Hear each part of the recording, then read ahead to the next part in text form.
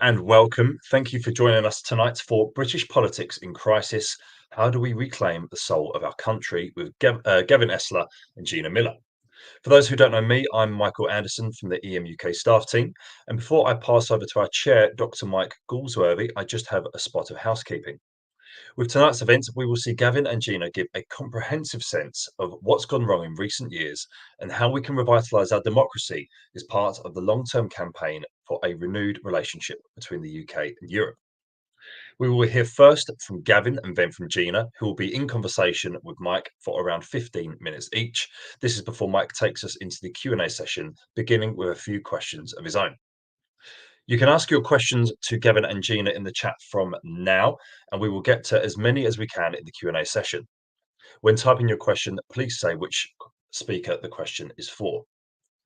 My colleague Scott and I will be watching the questions and will bring them up onto the screen during the Q&A session. This will begin at around 7:25 p.m. and we will wrap up the webinar at 8 o'clock. If you can't put your question into the chat for accessibility reasons, then you can email your question to events@europeanmovement.co.uk and Scott will add them into the system. Please also know that this webinar is being recorded and we are streaming live right now on YouTube. The webinar will be available on our YouTube channel from tomorrow. Now we have some fantastic speakers tonight, so I will hand over to our chair, both of the event and of the movement itself, Dr. Mike Galsworthy. Hi, thanks so much for that, Michael. I've got a little bit of housekeeping of my own to do with regards to this community because, firstly, we lost a really good colleague recently, Tim Evans. Some of you may know him, and he founded Surrey for Europe and then Northeast Surrey for Europe, was involved with the Number 10 vigils and was basically a real dynamo on the scene, and he passed away sadly just last week.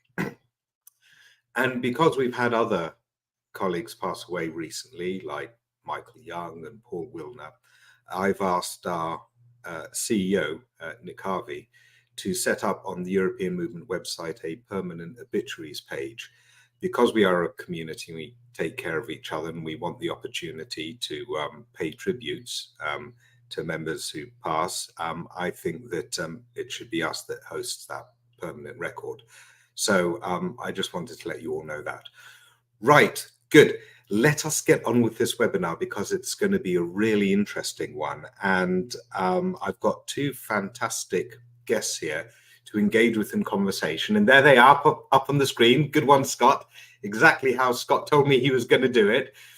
Gavin and Gina are eagerly awaiting your questions. And oh, look, their names have gone up as well, just in case you confuse them.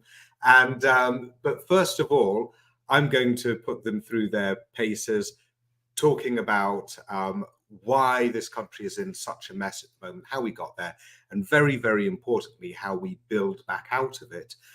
And the reason why European Movement is hosting this is because the European Movement as an organization, founded 75 years ago by Winston Churchill and others, was all about the future of this country, and especially in the global and the European context. And that's what built up for years and years as this cross-party political institution really thought about Britain's place in the world. And we realize that now, post-Brexit, is very much like a post-war environment where a lot of people are thinking, where are we now? Where do we go from here? What's the new global reality? And to be blunt, our mission of wanting to be back in the EU as full members, but not just full members, but a responsible country doing its part that can be a team player that has all of those open discussions with the public and with our neighborhood, actually thinking about humanity as a collaborative investment whereby we work together and build structures together. We need to do a lot of housekeeping to get there. And a lot of the things that are broken in our country are part of the whole package of taking us from where we are now to where we ideally would like to be. So you can't have sort of rejoining in isolation from fixing a lot of things that's wrong with our country. And so we have here with us this evening two people who've really given that a lot of thought from different angles. And it's my absolute pleasure to have them here because they're both stars in their own right. And you know them already, but I'm going to start with Gavin for 15 minutes. And let's go through his take on things, then Gina, and then we shall meld the two. And then at that point, if you have deserved the opportunity to send questions their way, which I'll read out and throw at them. So Gavin, to introduce you a bit, you were a BBC journalist for many years, associated with Newsnight. You're an author of many books and commentator, but most recently, there was firstly this book, this tome of how Britain ends, how it is broken up, how the English nationalists are wrecking it for everyone else by being 85% of the population and conflating English identity with British identity, to the point whereby a lot of the long-standing arrangements that the other countries had with the identity of Britain and the structure of Britain start breaking. And then how do you even start to fix that kind of relationship post-Brexit, when Brexit has clearly made a lot of things worse? And that was from 2021, wasn't it? And that was swiftly followed by another tome, which I have here. Britain is better than this. So after being anti-patriotic, he decided to pick the full patriotic fervour in all of its livery and glory, and talk us through the way out. And so actually this book kind of fits into, well, chapter 2, wasn't it, of this? It's talking about not just why are things difficult between the countries, but why are they difficult for all of the citizens, and why are our institutions not working and our media not working? And so it goes a lot more granular than this book does. And then with its more triumphant title, tries to regain us not necessarily as a great power, but at least a respectable, competent power that serves its citizens well and can play a part in the world as it is. So because Gavin has been involved with a lot of campaigning over the years and done a lot of writing and thinking about these issues, now would seem like a really good time to just pick his brains on what is it that has so clearly gone wrong over the past few years, whereby people have fallen out of love with politics, the political parties, how the system works, and how we start to rebuild that. So Gavin, talking about your transition from this book to this book, what is the story by which you have evolved from one to t'other? Well, there is one moment, which I'll get to in a second, where the transition was made. But you're right. I think we are a great country. We're a great nation, but we're not a great power. And once we realize that we're that, and this was something that was realized in the 1940s by advisors to the government then, that we are a great nation. But the idea of being a great power and constantly harking back to the greatness of the empire doesn't serve us particularly well. And I was talking about how the tectonic plates of Britain have shifted greatly, of Great Britain and Northern Ireland have shifted. And we might get onto this in a moment. As you know, Northern Ireland and Scotland both voted to stay in the EU, but were taken out by, effectively, it's seen from the Scottish nationalist perspective, by English votes. That's the way some see it. So I was actually in Dartington Hall, which is this wonderful place near Totnes in Devon. And I was preparing to talk about the way in which our country is falling apart. But I spent the day walking around Dartington Hall and this most beautiful countryside, 1,200 acres. There were deer in the park, there were trout in the rivers, there were kingfishers, it was lovely. And I was going through my notes thinking, there's so much good about this country, meaning the United Kingdom of Great Britain and Northern Ireland. Why don't people recognize this? And while I was doing that, an elderly lady who, very well dressed and with a cut glass accent, vaguely reminiscent of Her Majesty the Queen, Elizabeth II, came up to me and she said, "Excuse me, do you mind if I ask you a question?" She was so terribly polite. And I said, "Oh, of course not. I'm very happy to answer a question." And she said, "Can you tell me, please, why are things so shit?" And so I thought that's a disjunction between the country which I know, for example, we trust each other as citizens more than most other OECD countries. We have got, whereas we don't trust our government as much as other OECD countries, we have got extraordinary universities. The University of Cambridge has more Nobel Prize winners associated with it than any country in the world except the United States, and so on and so on. And the country in which I experience, interaction with other people is not the country that produces, for example, Liz Truss or some of the governments that we've had. So I tried to explain the disjunction between the good things about our country, which I think we can revive and revitalize, and the bad things. And among those bad things is the self-harm of Brexit. And what do you think that Brexit has done to the perception of politics in this country and outside the country, the UK as the world sees it?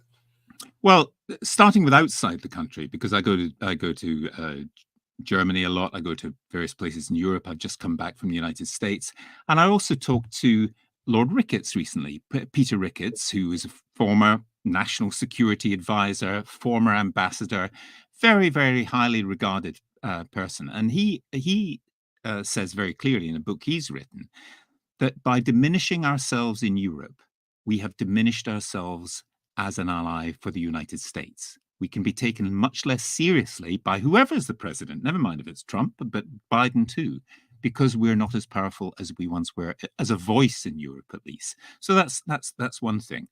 It has clearly divided us between different parts of the country. Northern Ireland, which I care very much about, I started my journalistic career there. I've got family there. I'm of a Protestant background, but I've got many, many friends of both communities there, feel that they have been totally betrayed, the unionist community in particular, totally betrayed by the way in which Boris Johnson just shambled into Brexit, decided after 90 minutes with the Irish Prime Minister, the Taoiseach Leo Varadkar, that he'd move the border into the Irish Sea, effectively. What kind of way is that to treat a part of our country where people were killing themselves until about 20 years ago? And there's a bigger picture, which is, and this really motivates me actually. We had a referendum in Scotland to remain within the United Kingdom. And one of the major arguments made to keep our country together was that if Scotland left, they might not be in the European Union. And many Scots that I know thought that was a decisive factor because they don't particularly like Westminster, as indeed do many people in England. But that was a decisive factor.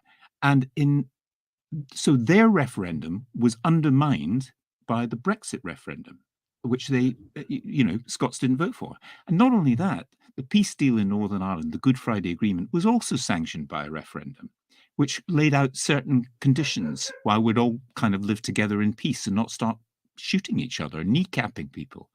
That was undermined by Brexit. So it seemed to me that the political classes, particularly the Conservative Party that drove things through, did not care for the fundamental unity of the United Kingdom. And it's not just the problems at the ports and all that, which I get, but it was the fundamental unity of the United Kingdom and creating problems rather than solving them that got me going. Yeah, a very interesting point there is that With regard to Wales and Scotland and Northern Ireland, when we had the referendum, which was legally an advisory referendum, because it was an advisory referendum, then there were no clauses built into it that in order to come out of the EU, you need the the support of all four nations. That there was no empowerment of the nations as such, whereby anyone wanting to pull the UK out of the EU would then have to campaign in all of those nations with a degree of fervour in all of them in order to get that cohesive say.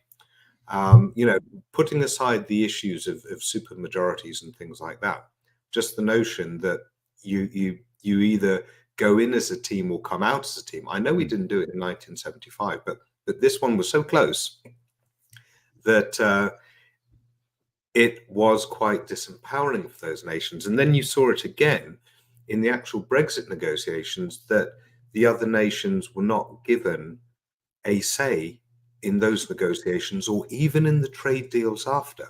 And if you remember the EU's trade deal with Canada, when the small region of Wallonia managed to hold up the whole deal for their own interests, and yet here we were doing trade deals with Australia and New Zealand about their meat and farming products, which are really sensitive issues in Wales and Scotland in particular, but without those governments having a say at all. That is provocative.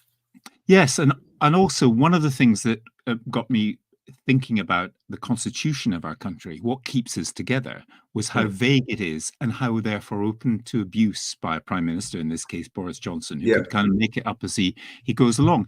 And you rightly referred to the previous referendum very strongly in this book, the fact that when it's kicked, what is the constitution? And I want to come on to the constitution later in terms of potential fixes, but the notion that what's there behind it apart from traditions and goodwill.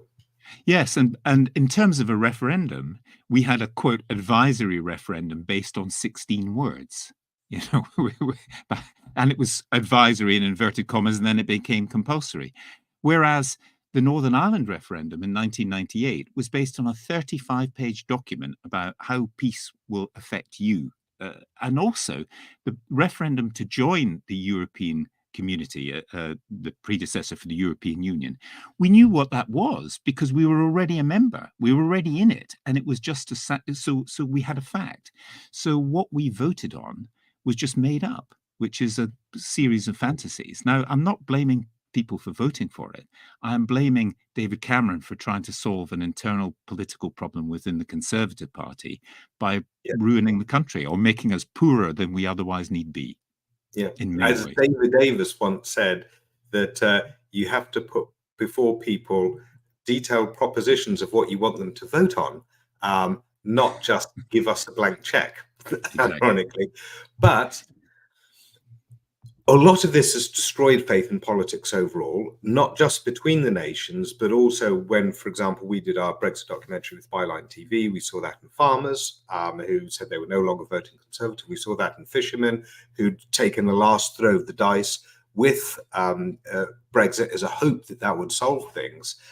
And so what I want to get to, and so I'll ask your quick thoughts now before we move on to Gina and get her thoughts, and that is, when you've got such widespread distrust in the country from the show that has been the recent prime ministers, plus Brexit not coming good, plus the country in poverty also knocked down by COVID and austerity, and also more distrust in our media than there are in other European nations, what are the fundamental building blocks, the foundation stones that we can start rebuilding a community that we want to go forwards on? Well, there's lots of parts to that. I think one of the ways is simply to start telling the truth and start actually, you mentioned the media there, making sure that some of the stuff that we read is not just the mere fantasy land that Boris Johnson used to do about how they're going to take away the British sausages and all that nonsense that he wrote years ago. We're still getting a bit of that. We need to face the facts. And I think that Keir Starmer, all he really has to say about this now to engage people is, we will work to have a far better, closer relationship with our European friends, because they're only 26 miles away from where I am on the Kent coast, as it happens. He doesn't need to go into detail, it seems to me. If you're talking about the next government, and we're assuming the polls are reasonably right, the Conservative Party has got its own particular problems at the moment, which perhaps means that they're not going to be in charge. I'm going to have to move over to Gina now, but I will take from that bit about the media that you're in favour of the new government coming in with super strict regulation on the media in order to keep them neutral and not and super strict regulation. The controversy starts here. Gavin Esler, anti-free speech. No, but there's really interesting questions with regard to the media. If you do want to make it truthful, how? What are the systems, Ofcom, and are they broken or not? Right. So, Gavin, if you could wait a while we bring in Gina and hi, Gina. Hi, Mike. Really good to see you again. And to follow up where we were before, I'll do a brief introduction of you, but then I want to get straight into what you think are the main things that are broken at the moment, and then carry on that ball rolling on what are the fundamental things that you need to fix first. So for the audience, if you don't know who Gina is, Gina really came onto the national scene in 2016, just after the Brexit vote, when the government, the executive, decided to take the vote to leave the EU as a mandate for the executive to do whatever they want in terms of Brexit solutions. And as you heard from Gavin, it was only 16 words on whether you wanted to stay or go. And Gina essentially said, you have been banging on about parliamentary sovereignty for the past few months. It's about time that you respected the sovereignty of Parliament and ensured that it's the Parliament that signs off on the direction with regard to Brexit and everything that it entails, because it does entail removing of some people's rights with regard to free movement and so forth. And Gina was also involved in the legal case that took the government to first the Scottish Court, then the High Court, about the prorogation of Parliament. So again, another case of parliamentary sovereignty. And Gina assures me that she is down with the youth in terms of people coming through law school, because they all have to learn about these cases now. But Gina has also set up a political party, the True and Fair Political Party. And to read a bit from their website, time to put compassion, caring, and common sense into politics. The state of our politics is the result of a weak system, no longer fit for purpose. A culture of one rule for them and another for the rest of us. The machinery of government with systematic failures, lack of transparency, doing effectively what they want and using our money and taxes to get them out of trouble when they're caught. So the system allows poor quality politicians, a culture of corruption, disgraceful standards, and poor policy making that fails the people of Britain.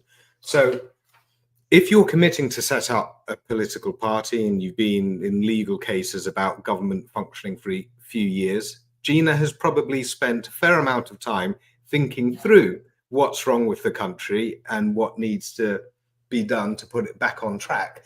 So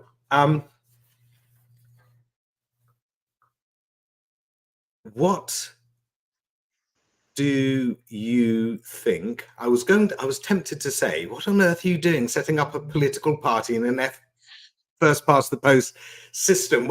But before we get to that, before we get to that, let's deal with the philosophical basis for where you're going now. What for you are the key things that are broken about the country at the moment and its ability to function and serve its citizens?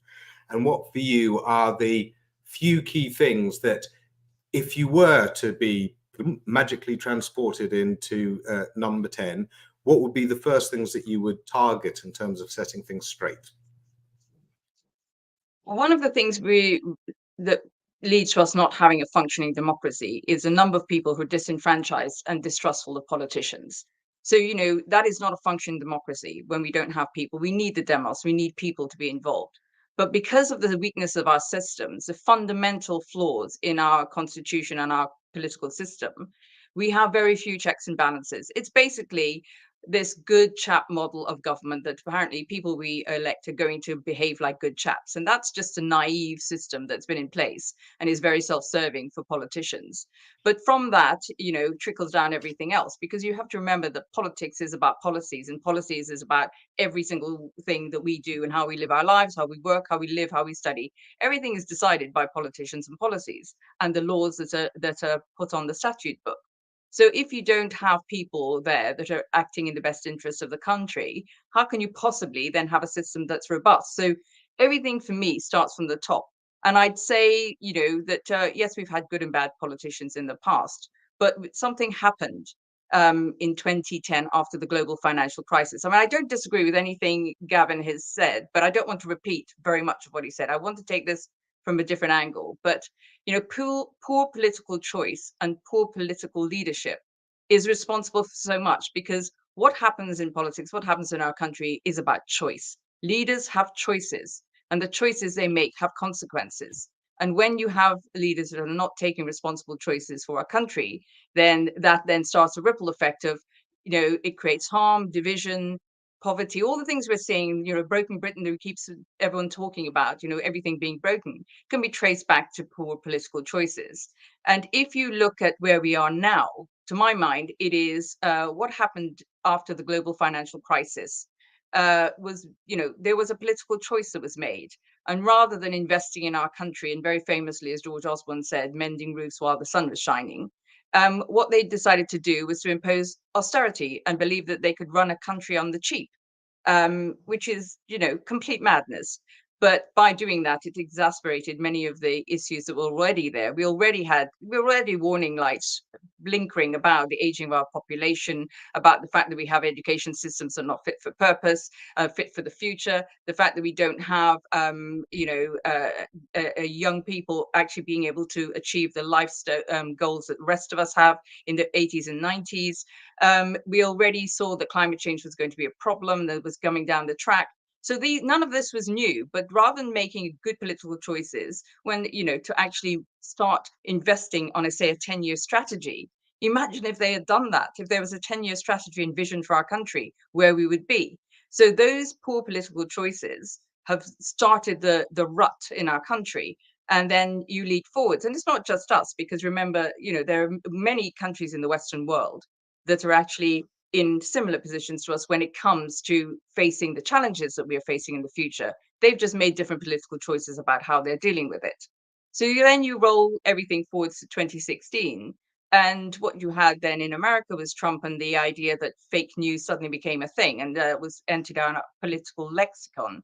And that was exactly what was happening here as well. So you had a different breed of politicians who were exploiting an extremely weak system and actually using it to their own ends. I mean, you'd say that I popped up, yes, in the public of the mass maybe consciousness for my two political cases, or my two cases, which are actually not political, they were constitutional cases.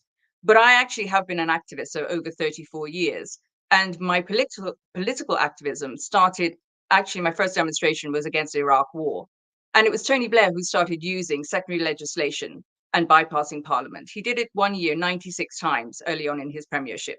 So it's not the fact that it's just now, politicians have used our system, but then we had if you say, a new breed of politicians after 2016 who took it to a whole different level. And then we had Boris Johnson during COVID, who then did a whole different level we didn't think we'd get to. But, the system has always been weak. It has always been, it has not served us. It has always served politicians. And it has always been open to our taxes and our money being misused. And as I said, in COVID and this government that we have just tried to do that. And they're moving more and more towards authoritarianism. And anybody who denies that needs to look up the definition of what authoritarianism is. They are denting the separation of powers, dismissing the rule of law, courts, lawyers, lefty lawyers, as they keep saying. People who are speak up against them are dismissed. Papers are sanctioned if they say things against them. Journalists have said, well, you can't come to a press conference if you write something that we don't agree with. We are moving more and more towards authoritarianism. And the idea that we can rebuild, I think, is naive, because the damage is not finished being done yet. I mean, we're only just starting this. Those who have an agenda that is not ours on this event this evening they haven't given up yet, and they haven't even started, because around the world they're being funded by people who have a very different view of where things will go. And I think that one of the reasons why I think we are where we are is that too many good people, especially in politics, have been too silent and were too afraid during COVID to speak up. They knew. Why did they not speak up? Why did they not, which they needed to by law, request the impact studies that should have been done before we Brexited? Those were legally required. When you change rights for people in our country, there is a legal requirement to do audits and to do impact studies. None of that was done, and yet the politicians who were on our side didn't speak up about that. So, too many good people stayed quiet for too long. They were cowardice then, and I'm not sure that they've actually recovered their courage. The idea that things are just going to get better, no, they're not. And the idea that the other side is giving up, no, they're not. They are grouping, and every week there is more money pouring into our media, pouring into our politics, that is there to do one thing, and that's to destabilize our country and take it in a different direction. There is money pouring into free ports. We have 74 free ports, or low tax zones in our country, that are going to change the landscape and take us back to feudal Britain. And that is their vision, as far as I'm concerned. It's about creating a tier of our country that serves a very small number, and the rest of people can just get by. And remember, the way an authoritarian country or government works is that they give you just enough so you survive, but never enough so you can cause trouble. You just don't have enough money, power, or ability to actually take them down. And that's the direction of travel I think we're going in. And I think we really have to be alert to what's happening. So before we can even talk about rejoining the EU, which I am 100%, and as a party, our line is to rejoin the EU. We have to be part of a union. We're an island. We can only, our soft power was there, and we managed to wield it within a union. We can't do it on our own. And so to reunite is definitely the goal, I believe, in the future, for all the things we do have coming down the track, not least climate change and the geopolitical instability, the pre-war, as so many analysts are talking about, era we're going into. So yes, of course, we have to be part of that. But who is going to trust us unless we can get our domestic politics right? Who is going to trust us to be a nation that can be trusted? The confidence to bring in foreign investment, our investment, there's nobody investing in the UK, whatever the government might be lying about at the moment. People are not investing. They don't have confidence. We don't act in good faith. We are seen as having liars in place of politicians. Our media is not trusted. So we are not in a place where we can be, where I believe, I speak to the EU all the time. Before my 2 court cases, I was also a campaigner on laws to change consumer protection in financial services. I wrote text in 3 EU directives. So I speak to a lot of my former colleagues and now colleagues in the EU. And they've gone from being angry with us to just pitying us, because they can't see that we have leadership that I believe is going to take us into a brave new world. And can I say on that point, when it comes to Keir Starmer, I am very concerned about his idea of how you actually create more democracy.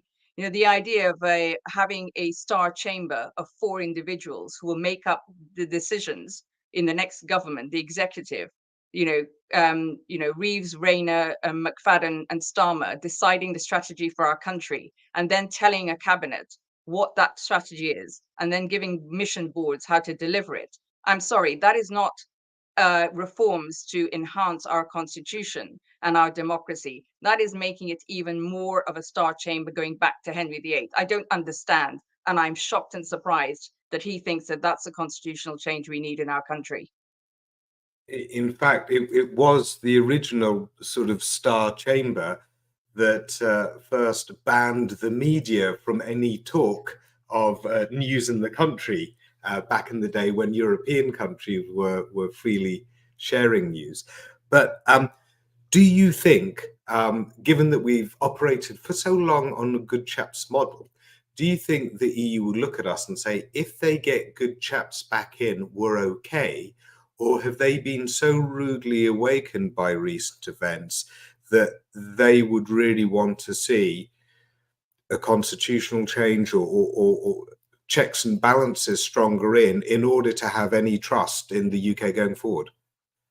Yes, and there's a reason, to answer your first question, why I've started a political party, because I do not believe it is possible until we have constitutional change, until we have things like the nominal principles put into law, until we have the prerogative powers put on a legal footing, until we look at proportional representation.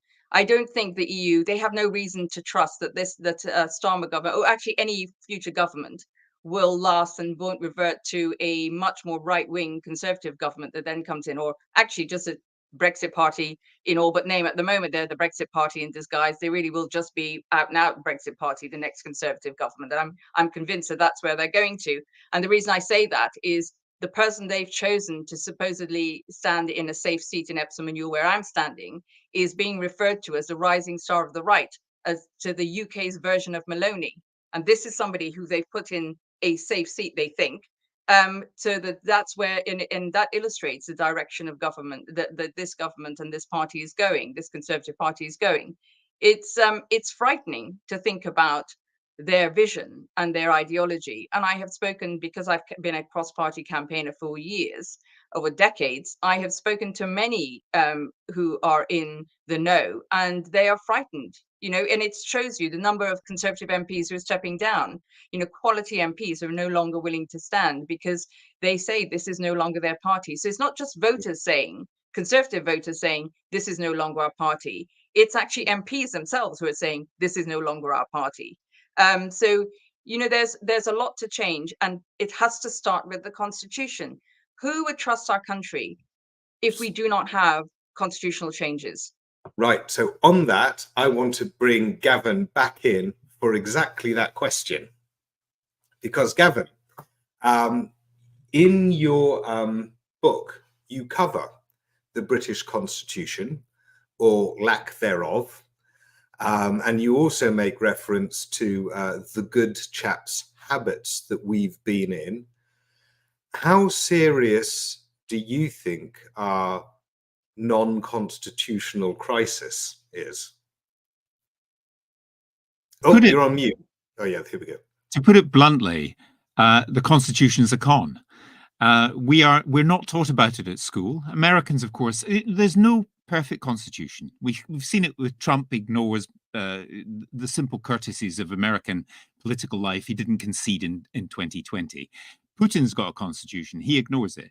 But we think we are better than all these people because we don't have a codified constitution. What we have is a lot of hocus pocus. It is absolutely smoke and mirrors, even the basis of it, based on the Crown and Parliament. I quote quite a few scholars on what the Crown and Parliament means. It is absolutely backwards Latin. Makes no sense whatsoever. And what it effectively means is that the executive, the Prime Minister, can decide pretty much what to do. And when you have a Prime Minister like Boris Johnson, who is not a good chap, that Prime Minister can, well, let's put it this way, what is flexible and about our constitution can also be bent.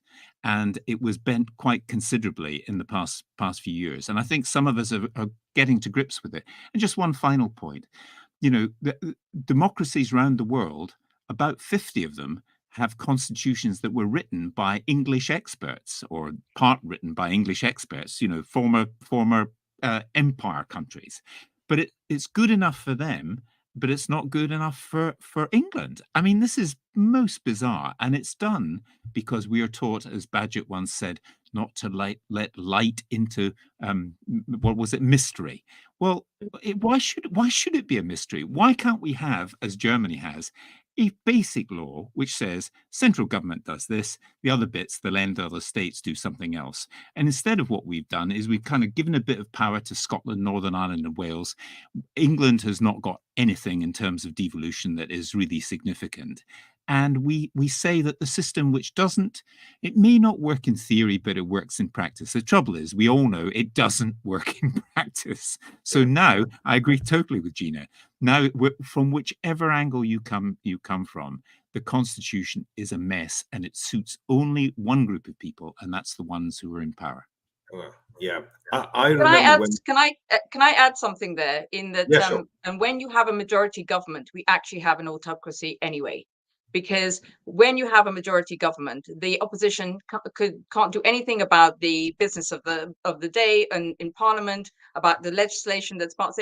Basically, we only have it's all performance when we have a majority government. The whole thing is just a big play. It's because the opposition can't do anything. I mean, we might as well just be honest about it. So, so anybody who pushes up and says, oh, they don't believe in proportional representation. Well, I tell you, if you don't believe in that and you think that's a poor state of affairs, or will deliver something that's a poorer democracy, well, it's a fairer democracy. It's more representative. And it means you don't have majorities that have one that basically means that the whole thing is a joke. Could I just add one other thing? I know we want to go to questions, but Gina's absolutely right. And even worse than that, we had Boris Johnson's stonking majority in 2019, based on 43.6% of the vote, stonking majority of 80 seats. But that was 43.6% of those who voted. A third of us are so fed up, we don't even bother turning up to vote. So the stonking majority was about 30% of those in the voting age population. And I have to say, when I was writing the book and I was quoting all this, my spell check on my laptop kept changing Boris Johnson's stonking majority to a stinking majority. And I actually thought that might be worth leaving in the book, but I did correct it to make it right. And the interesting dynamic is that essentially you don't have democracy in the power of the people until it comes round to elections, in which case you're asked, would you like to vote for red ties or blue ties? Exactly. And both of those are a bundle of different manifesto commitments. They're just a complete bundle, and people have very stuck for choice there. At least when you've got something like PR and there is a coalition that needs to be formed, they have to whittle away manifestos to find common ground.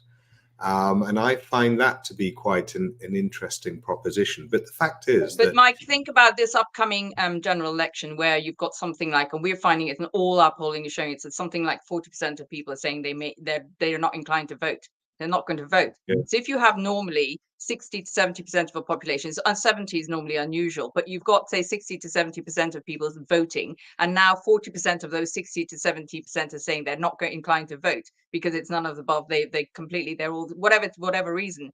Yeah. Then we're completely dysfunctional. Our democracy is broken. It's completely broken. And we don't have anything that is real-time checks and balances on the government from the public. I mean, by-elections are so random. There's nothing structural there. I remember when Liz Truss was turfed out, and there was some commentary in the Telegraph squealing about lack of democracy. And I thought, well, this is the most democratic thing I have seen in many, many years, because the Conservative Party looked at what the public were saying and jumped to immediately, because you could see it in the polls. But anything short of that, everything gets rammed through. I should probably at this stage start bringing in all of the audience that want to ask questions. There are over 2,100 signups for this. I don't know how many are online now, but I know that there's just tons of questions coming in.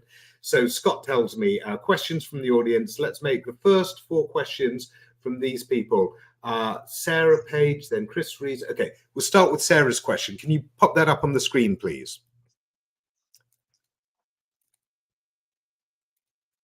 Scott, you took, here we go.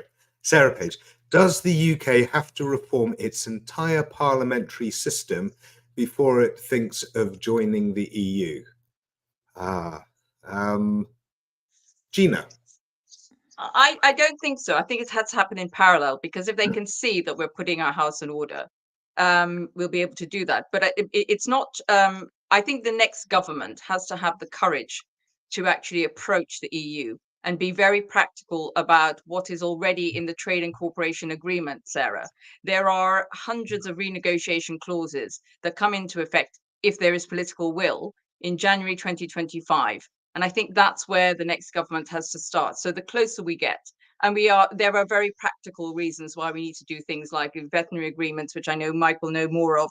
But the act that we have to do, linking the EU, and the UK's carbon pricing schemes, things like the reciprocal youth and professional visas, or deeper energy cooperation. All of these things, Sarah, are possible to renegotiate in the existing trade and cooperation agreement. So we can start that work of repairing our domestic politics, because we have to do that. Then we can start with repairing some of the damage that's been caused by Brexit under the Trade and Cooperation Agreement, and then and that all leads us on a path to reuniting at some stage. Yeah. So it's a stream alongside the other work streams that we've now given ourselves. Yeah. Gavin? Yeah, I mean, the two things are linked. I agree. The way we have to do it is we have to think about at least having a much better relationship with the European Union and seeing what joining would entail. But one of the most obvious things is there is no country in Europe, no democracy in Europe that has the first past the post system. The only country in Europe that has the first past the post system, apart from Britain, and actually it's England, because Scotland, Wales, and Northern Ireland have for their own parliaments a different system. It's good enough for the Scots, Welsh, and Northern Ireland, but not for England. I speak as a Scotsman. This is ridiculous. But the only country in Europe that has the first past the post system, except for us, is Belarus. That's the country of Alexander Lukashenko. That gives you an idea of why that is useful, perhaps, to certain people. It's not useful for democracy. So we have to do both, but we have to move both in parallel, it seems to me. I mean, you can also see a similar system in the States, and it's really become a two-party system to the point whereby you are in proper cultural war there, and what looks like the foothills of civil war if things are not kept under control. So for the sake of being able to move around constellations of different ideas and not getting bunkered down into such power structures, yeah, I would agree on that. We're veering off that point. So now I want to bring in the question from Chris Rees, please, up on screen. What do you think of Starmer's approach to the EU? Start with you this time, Gavin. Well, of course, I would like him to say we're going to try as hard as possible to rejoin in some way. But I can completely understand, and I've talked to quite a lot of people in the Labour Party that I respect, what they are trying not to do is refight 2016 and not get dragged down with the Mail and the Sun and so on, saying you don't represent, you don't recognize the democratic vote of 2016, which voted for blah, blah, blah, with all the failings of that vote and so on. But that's the narrative they would use. So I think in a hard political system, he is quite rightly putting any talk about the EU. He does not want to make news about the EU, it seems to me, at all.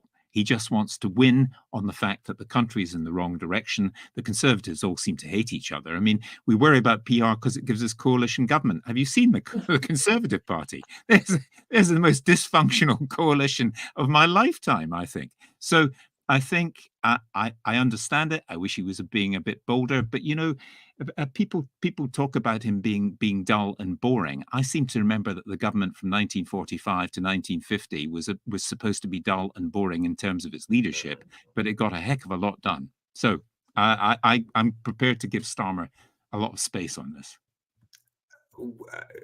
To throw in my tuppence here, understand that the job he has to do at the moment is get into power. Yeah. That's his current job. That's his job that he's got to do based on the data he's got, whatever he needs to do it. But once he gets into power, then he's got a new set of responsibilities, which includes the welfare of British citizens, British businesses, other residents in the country, and a place in the world. So that's my take on it. Someone ask a question about the media, please, because Gavin touched on it.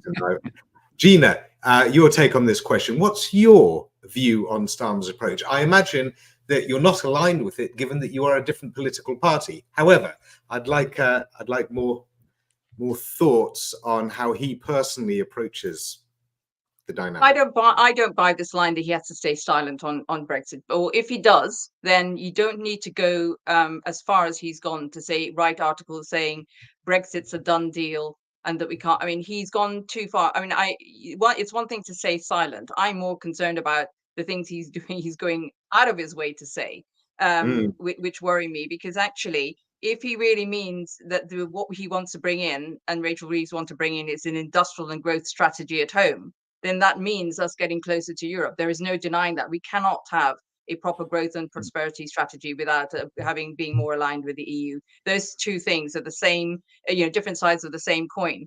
So I'm hoping that, okay, even if we give him benefits of the doubt, and maybe he's doing it for political reasons at the moment, that once he is in government, to govern is to choose, and I hope he chooses to actually start aligning and start getting closer to Europe and coming up with a strategy of what our relationship will be with the EU, and also the things we need to do, such as get closer to Europe when it comes to peace, because we're in a world that's very politically unstable, and as I said earlier, analysts call it pre-war. We cannot do this on our own. We have to be closer to Europe so that we are a safer country. So it's not just about prosperity, it's about security as well. So I'm hoping, but the danger is that if he wins, but he's won back people because they're saying, oh, we hate the Conservatives so much, therefore that's their only reason for voting for Starmer, but there really are still Brexiteers,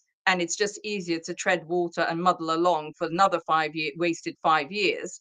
It would be incredibly disappointing. I hope that that's not what he's going to do. The new geopolitical reality certainly is looming large in more people's minds, and maybe that should be brought to the fore more. Scott tells me that the next question is actually about the media. Phil says, why do you think that no political party, media channel, newspaper or BBC mentions the damaging effects that Brexit has done on our economy? Okay, I would like to tack on to that the question of, do you think Starmer is frit about the media, particularly Telegraph, Daily Mail, and that stops him from doing things that are in the interest of the country? So firstly, why is so much of the mainstream media silent on the damage of Brexit? And secondly, does the right-wing media keep Keir Starmer frit on matters of the EU? Start with you this time, Gina. It is the same reason that I think we're still in this febrile environment where apparently the polls show that, the majority of people want to rejoin, including or wanted to be closer to Europe, especially if you strip out the over 65s. It's somewhere close to sort of mid 70%. So our last poll found it for young Gen Z, it was 73%. So, young people want to get closer, and you think that's a vote that people would be after, or publications would want but it's not. There is still this fear that somehow the loudest voices and these, they will call the will of the people, all the old, it's courage. It just makes me so depressed, that the lack of courage. And I did a Charles Wheeler lecture, not this time, but a couple of years ago, when I said the journalists have forgotten, and Gavin obviously not in this, but journalists seem to have forgotten what their role is. And it's not to get in, as I said, it's not to be called in to the next briefing, or be able to write the next autobiography of an ex-prime minister. That's not, or be on a podcast. That's not the role of a journalist. Is not to make money and hustles on the side. It's actually to work in the interests of the public.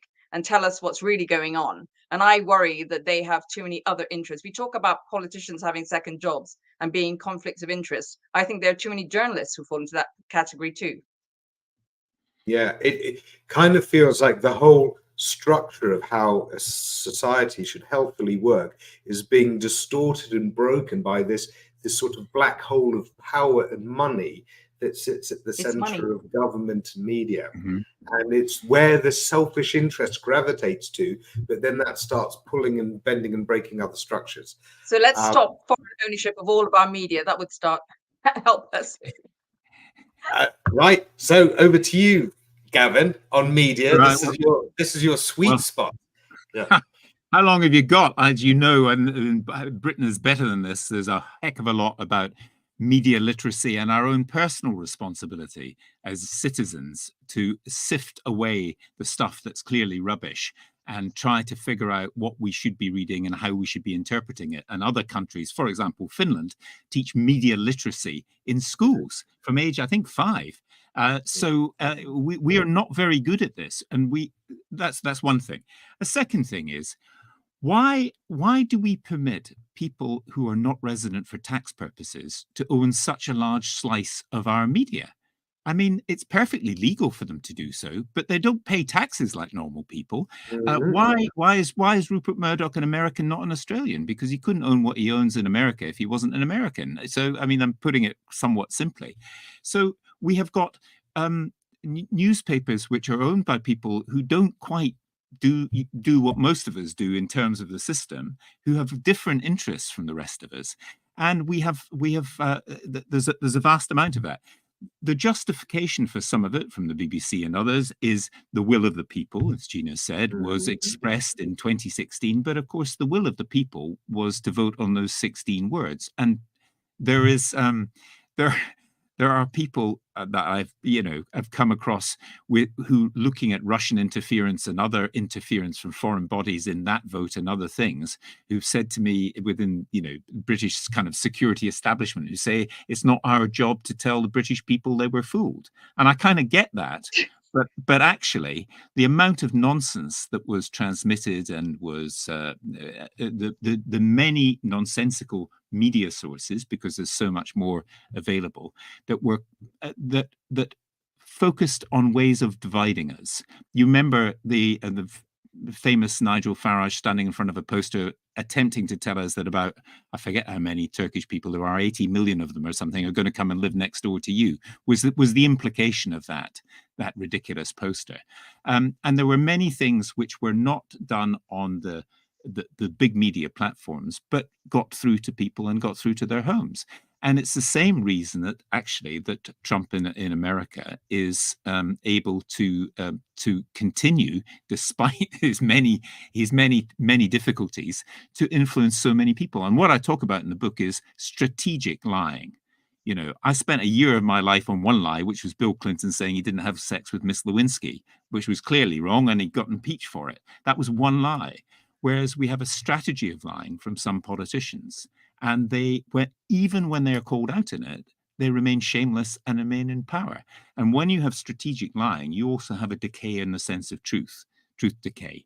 And so I'm afraid we are in that particular system now. And fortunately, there are a lot of other media channels. There's also things like this that people can drop into. But most people have got too much on their minds to worry about spending a lot of time deciding whether their daily newspaper that they might buy for the sport is telling them rubbish on the front page. And that's where media literacy comes in. That's our own responsibility as citizens. Yeah. On the will of the people front, it always sounded to me like will of the wisp, but then got put in a bottle and handed to Jacob Rees-Mogg. And so then all the media go like, Jacob, what do the people think? What do the people really want in that vote 7 years ago or whatever? I just a quick, really follow-up thing here, which is the BBC. A lot of people feel as though the BBC let the country down during the referendum and in the years after, because instead of being a mechanism of public education, deep, profound public education about these important issues, Rather, they went to the talking heads of the politicians to get their opinions. And the BBC still has its agenda led by what the papers say. So, of course, billionaires are buying up papers because then they can say things that then the BBC gets a panel of people to go and talk about what the papers say, and ITV and all the rest. Do we need to find a way to cut the BBC loose from just reporting what billionaires are saying and actually return some public education research and mandate to the BBC? Well, there's a lot going on there. It seems to me. One of the things is that that it is deliberately it is deliberately in the interests of some politicians to make some issues seem boring. And so, for example, the constitutional issue, which both Gina and I care about because we've looked at it and it doesn't work, that is made to seem boring. You don't find people. I'm very conscious when I appear in front of audiences. I say, I'm going to talk about the C word now, Constitution. Please don't get bored, because I'm going to read you some funny bits from it, which are ridiculous. So there's that's part of it. The second part of it is that the benefits of the European Union were never properly spelled out. We ended up having rows about fishing quotas. I'll tell you about fishing quotas. If Scotland leaves the United Kingdom, 60% of the fish belongs to Scotland, because the coastal area is much bigger. So we didn't spell out some of those things. And there's a lot within, not just the BBC, but within our education system that we don't talk about. We don't talk about, for example, that the United Kingdom broke up once before. In 1922, when 26 counties of Ireland seceded. This is not something that people talk after a war, which the United Kingdom lost, the Anglo-Irish War after World War I. These are not things that we talk about. So we have a kind of national complacency about some of this and how we got there. And some things which are seen to be boring, despite the fact that are important, don't make news headlines, whereas the talking heads, the next day's headlines, do make news. And that's exactly one of the problems. It seems to me the fundamental problem in our society is, great country though we are, we have many people who are good at strategic thinking, and they can think for the next generation or the next advantageous technological breakthrough. But they're not people in Parliament. They're thinking about the next day's headlines because they know that a particularly compliant media may put the headlines that they would wish that's in their own interests. And that is a problem. And the media doesn't. Can I take two quick things, Mike? Can I come back with two quick things on this? Sure. One is about education, because actually our education system, especially history in schools, it's nonsense. Who needs to read about 1066 and the Tudors anymore? Yes, you do it for maybe one day, but not a whole year. But the idea, we need to teach so much more of our modern history. And actually most European countries realize that they don't actually teach enough about the European Union. It's not just us that have a deficit in that, and a lot of the other countries are now thinking about teaching about the history of the union and how it came about and what it does and the mechanisms of it. Our post-war history, it's the foundations of our modern agreements in terms of finding peace, human rights, international agreements. There's exactly that whole set. And on the media point, I'd say that when you look at the VOP, people not getting their news just from the traditional media, actually less and less people are. So the problem we have is what's happening is people are getting news from social media, and social media is a toxic place. So to where the algorithms take you down, and people are not having the ability, not getting the ability to read news in its fullest form. They're being taken down rabbit holes because the AI is discovering this is a thing it's searched, and therefore it's taken down. So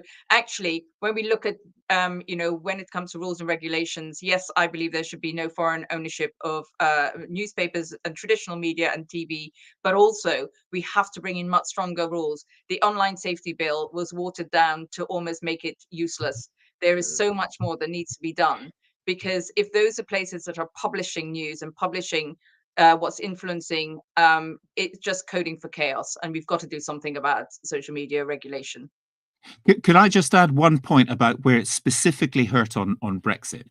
David Frost, Lord Frost, the genius that brought about the Brexit that we're now all enjoying, the prosperity that we all suddenly see, he said at what he obviously thought was a very heavyweight speech in Brussels during the negotiations, that you have to understand that the Europeans had all these crises in their lives where the British political system just evolved. Now, I have never really heard such nonsense, and it wasn't unpicked by anybody in the British media. The British system just evolved. Had he not heard of Cromwell?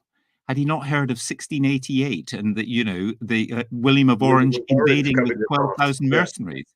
Had he not heard of the suffragettes or 1832 Reform Act? Our system doesn't just evolve. We go through crises and then we change things. And we're going through a kind of long, drawn-out, slow crisis now. And people who don't understand our history, and that includes people in the media, have just kind of gloss over it, that it's all been absolutely tickety-boo with these good chaps up till now. It's not. It's been a series of crises, and this is one. And I would say there was a moment for me when I realized just how broken the media was during the Brexit referendum, because I was leading scientist for EU. There had been a big Lords report into the UK and the EU and the functioning between them, 76 different organizations, at least put in evidence. It was compiled, the report came out, nothing in the media. But then when Boris Johnson goes around a lingerie factory and says, knickers to the pessimists, it's played and replayed day after day after day. And so that content of thought, not just from our lords, but from some of our best strategic thinkers, biggest companies, all the mechanisms that go on in the select committees of the House of Commons and the House of Lords, all of that thought, the machinery behind it, like the issues of a constitution, where you do actually draw in that society-wide representation of quality thought, always boring. But, kitten gets stuck up a tree and meows its owner's name, then suddenly it's not just reported on BBC Looks East, it's got to be a national story. It'll even blink up on your phone. Keep them engaged, but keep them engaged with what? Triviality. Anyway, I'm not going to rant because lots of people are waiting. The next question comes from Permy Saunders.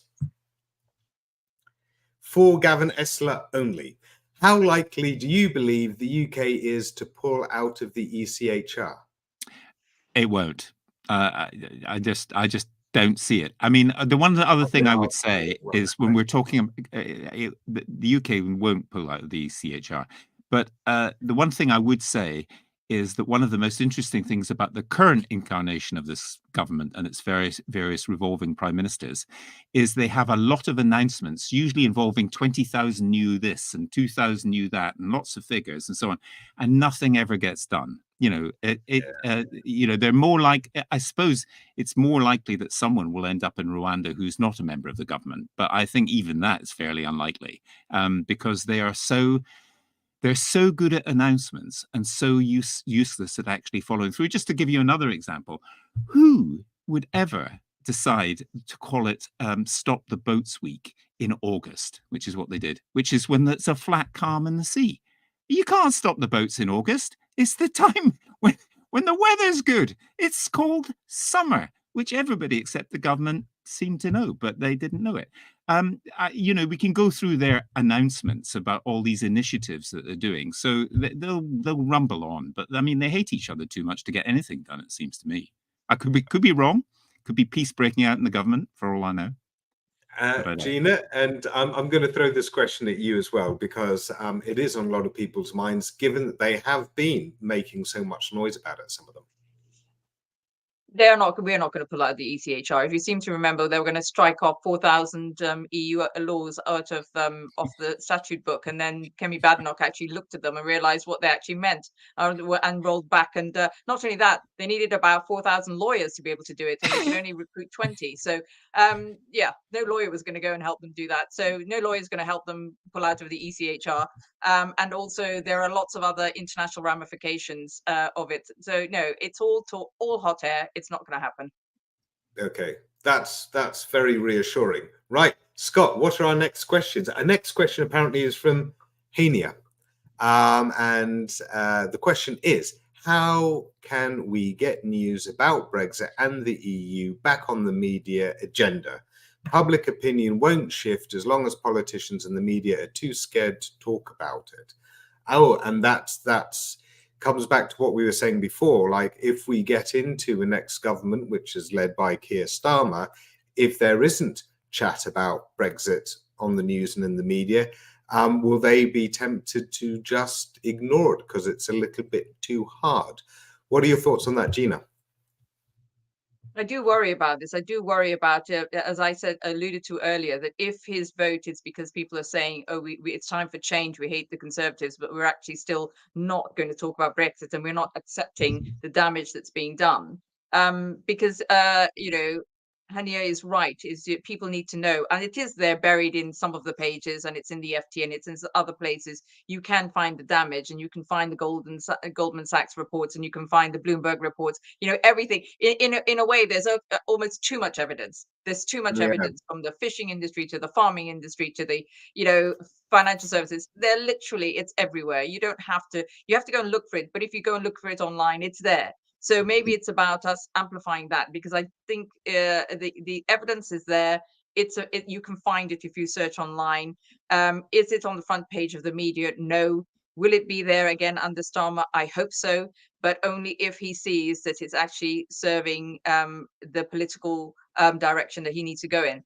I really hope I'm wrong, and governing is about choices, and I hope he makes the choice to actually talk about reversing the damage of Brexit. Gavin? Well, let's just very quickly examine why it's not on the media agenda. The Conservatives don't want to talk about Brexit because it's a disaster. Labour doesn't want to talk about Brexit because they're fighting the election on something else. But what does bring Brexit to everyone's attention is when this summer people get stuck in Dover port because they can't get to France, or the stamping of passport stuff, or the you've got to have 90 days from the moment you leave an EU country on your passport, otherwise you need a new passport. All those things.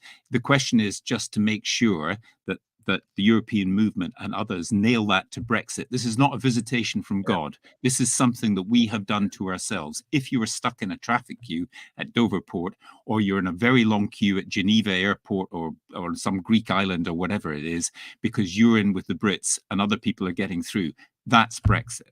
So I think it's incumbent on the European movement and others just to keep banging that particular drum, because people aren't stupid. They get it. They do get it when they, the number of people I've talked to who have seen others go through very, very quickly while we're in a long line, and that includes me, and I suspect both of you too. So it's there. The question is whether the media will have it on their agenda in a different way, and they may very well do by this summer. Can I just say the other thing to look out for later this year is there is a massive problem with drug supplies, with generic drugs coming down the track. So there are about 100 at the moment that are already in short supply, and chemists already only half filling prescriptions. But because the EU has decided to stockpile another 200, there is going to be a massive problem coming this year. And the whole pharmaceutical industry, the NHS, are all worried about this, and people will start seeing it. So they won't have to read it in the news. They'll be able to see it when they go and get their prescription for common drugs, to generic drugs, to drugs for diabetes, for HRT. It's really, really concerning what's coming down the line, and people will feel it and see it. And I think that might be the thing that really pushes it, because the more, I'd say, if you're not reading it in your news and you're experiencing it, write to your MP, who your next MP is, write to your local newspaper, write to the paper. Let us be the carriers of the news of what's going on, because if it's not coming from the top down, then it comes from the bottom up, and we have to make the news and break the news, perhaps. So if I may answer this question too, Hania, it's something that I used to worry about, Brexit going off the agenda as we move on from it.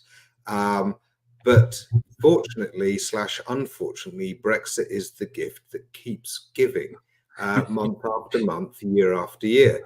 And as Gavin and Gina have said, the pain is constant. It's not Brexit is an event that's happened. It's a state of being that has constant irritations and new irritations coming on down the line. And like they both said, we need to just make sure that the government of the day doesn't misexplain it or re-explain it to be something else, but actually make sure to be there to call it out for what it is. But I also think that we need to be driving part of the media, which is about how we can build out of this mess. We don't want to get stuck in the rut forever of self-flagellation about what a mess we're in. We do have to have the bright stories as well, the little wins or the little visions that we can go and get at, because otherwise it's just misery piled on more misery. Next question is from Carol Hagan. Carol asks, how much damage is actually caused by Tufton Street think tanks? Well, there's a how long is a piece of string question. Gina. So think tanks, I think, should be completely regulated. I mean, Carol, you're absolutely right. They are part of the fabric of what's broken in our society, and the lack of influence or transparency we have about their funding and their influence. At True and Fair, we propose that there should be a think tank register, that all funding has to be transparent, and that all the members of it on their boards have to be made public, because they do influence a lot of they do a lot of lobbying. They influence whoever's in government. So the next government will work with think tanks its ideology works with. So there are think tanks across the spectrum, the political spectrum. So I don't think we get rid of think tanks, because the whole idea of think tanks is that it was thought on the lawn. So it was instead of war vehicles, it was about thinking vehicles. So they are supposed to be there to reinforce and help bring thought leadership to politicians. So they aren't an evil in themselves. The way they operate is what's evil. And I think of Legatum and Tufton Street. There are so many of them. And they are infiltrated at the moment. They're being infiltrated by dark money, dark forces. And that's why we need the transparency to shine light on them. Gavin?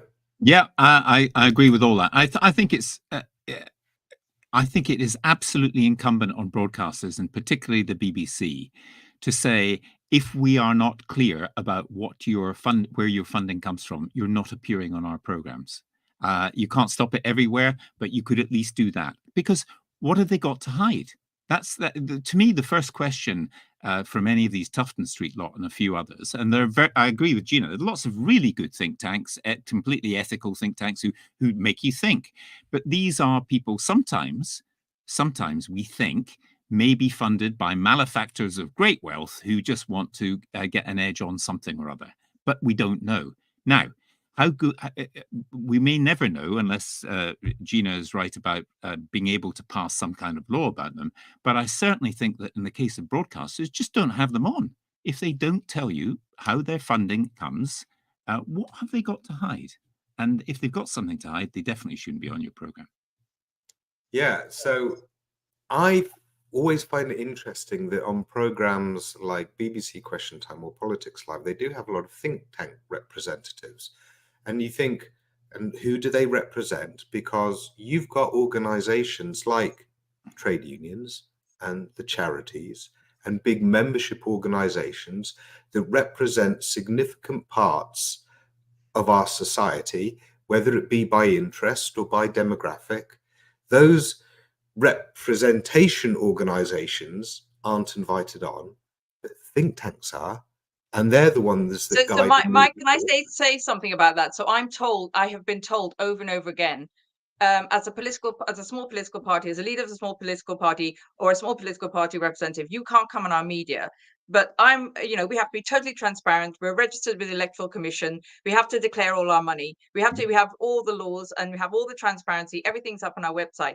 And then the next thing I know is that so I'll get the call. Then they'll go, oh no, we can't have you on, and I'll get dropped. And there'll be somebody from a think tank. And I look at it and I think, hang on. So a small, regulated, public, facing, totally transparent political party can't get on any program because apparently we are not democratic enough and we're not representative enough, but a think tank can. The whole thing is just nonsensical. Yeah. That's nuts. And basically, if you've got organizations like Open Democracy, which have done beautiful registers and ranking systems of how open and constant people have been on their funding, I mean, the work is already done. It's just a case of broadcasters adhering to some kind of moral principles on the matter. And the scary thing is, this is like with the media. If billionaires want to influence our politics, how do they do it? By media or by think tanks. And so those are the routes that really need to be looked at, particularly when you've got the risks of Putin and you've got the risks of Trump's gang off in the States that do want to have big influence on how we're structurally run. Right. Next question is from Michael Green. Can we get back without accepting the euro? Gavin, what do you think? I think probably not, actually. I think possibly we can do as other countries have done, which is accept it in theory and not accept it in practice. So that would fit in very well with the British constitutional muddle, which is to pretend to do things and not actually do it. So I think in principle, it was going to be very difficult. I don't see how we can do that. But in practice, I think we might be able to do it, at least for quite a long time. Gina? And hearing noises from some of the, I was going to say, listening to the noises and talking to members who are applying to get into the EU, this is a sticking point for them as well. So, I think if we were associated members, or we do end up with what Macron and some of the other countries are talking about, a two-tiered Europe, where you have the onion, so appropriate, the onion, when the French are promoting it, but the inner circle and the outer circle. If we are an associated membership option and we're on the outer circle, we wouldn't have to accept the euro. Yeah. But does it even need to be thought of as circles or tiers? I mean, there could be just functions of the whole European family area whereby you've got sort of clusters, sort of a village structure rather than tier structure. But anyway, I'm veering up. I will take one final question from Leo, and then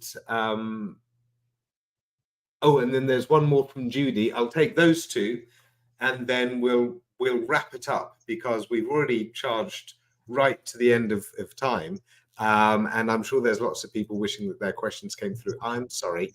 We're doing our best. So, Leo, what is your question, Leo? What lessons can be learned from the EU referendum plus aftermath about activism to win hearts and minds in the future? Oh, that's a good one. Good choosing of questions, by the way. Gavin, your thoughts on that?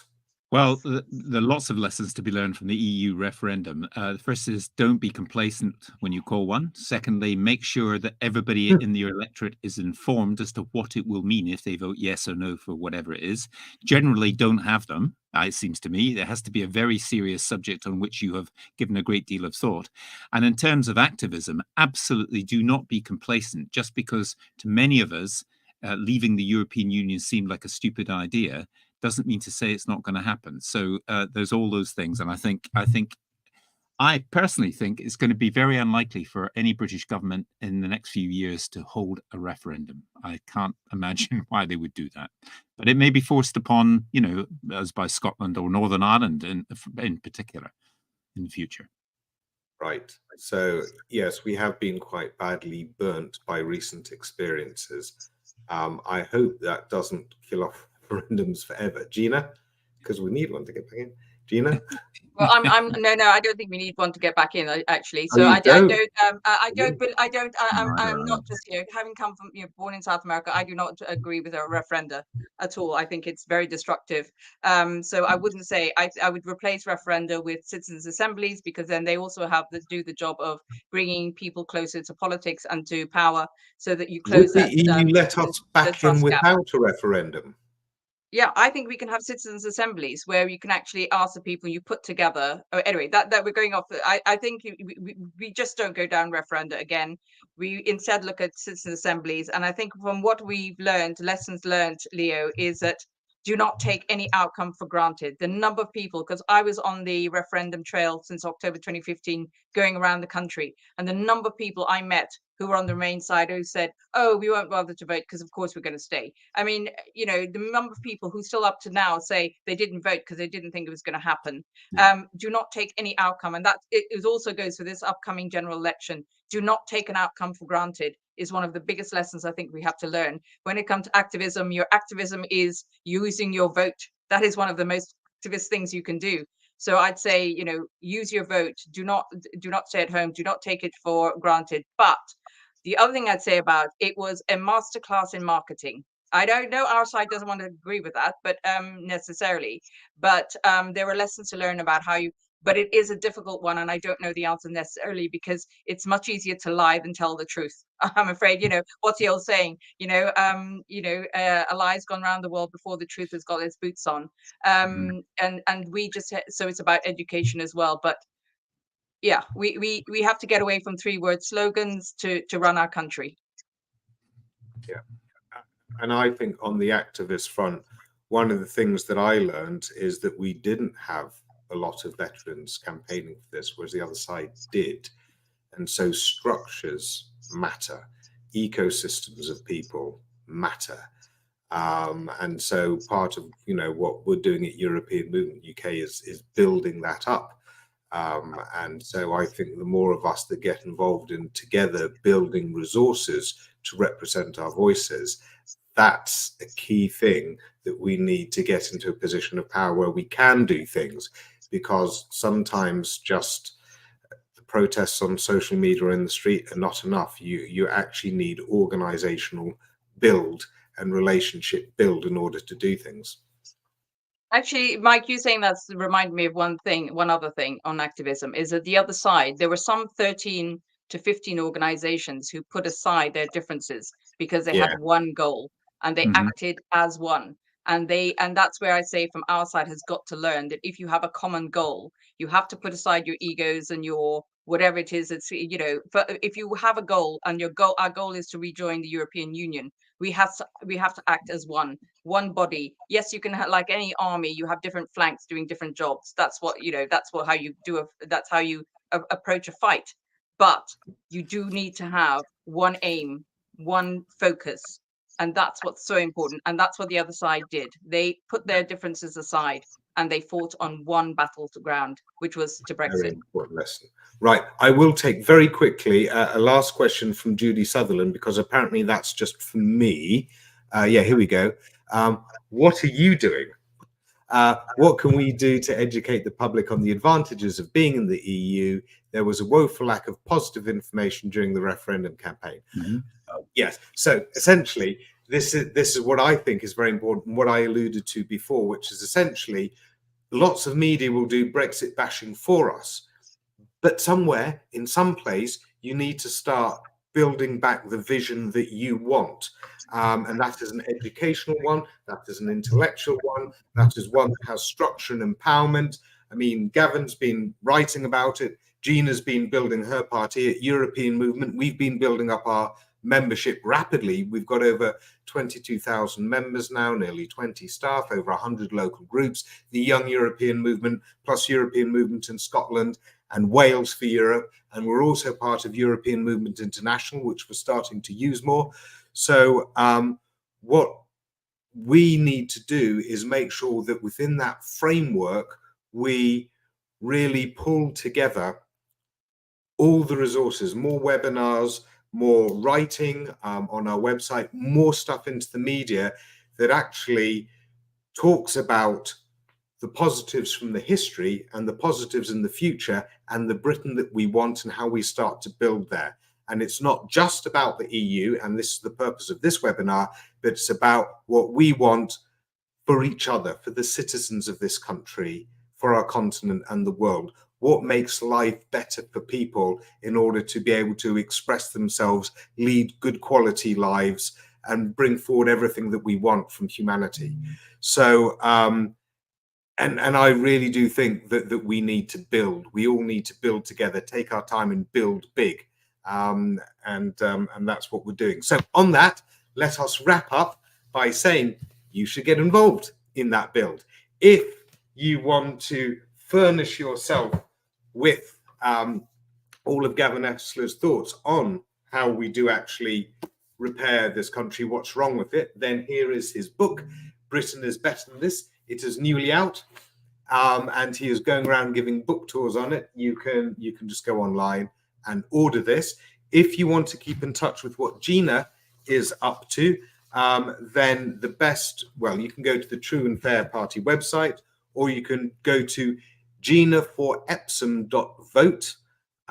So GINAFOREPSOM .vote. There we go. It's been put up on the screen at the bottom, helpfully. And if you want to help build what we're building at European Movement, if you're not on the mailing list, just get on the mailing list, europeanmovement.co.uk, and there you'll be given the option of getting on the mailing list or joining up as a member. If you join up as a member, I think it's monthly, £4 a month, you will join over 22,000 other members. Come and join in, be part of the community, get access to lots of events, get linked through to your local groups, and be part of the build that we're building here. And when I say what we're building, European Movement is part of the ecosystem. There are lots of other organizations that we work with that all are aligned in terms of getting our country back, if you will, from the disaster that it has been going through over the last few years, because we want to build our country back as a responsible country that's a full team member of the EU, guarding all of those standards, the quality of life and the opportunities for the next generation. So please join us and get on board. And that's it from us tonight. So thanks very much. I hope you really enjoyed the webinar. Sorry if you didn't get your questions in, but I hope you found it all really informative, because it did cover a wide range of topics. And you can see there's a lot of work to do here, but in some ways it's really exciting work, and it's a rediscovery of where we should be. So thanks very much again, and good night.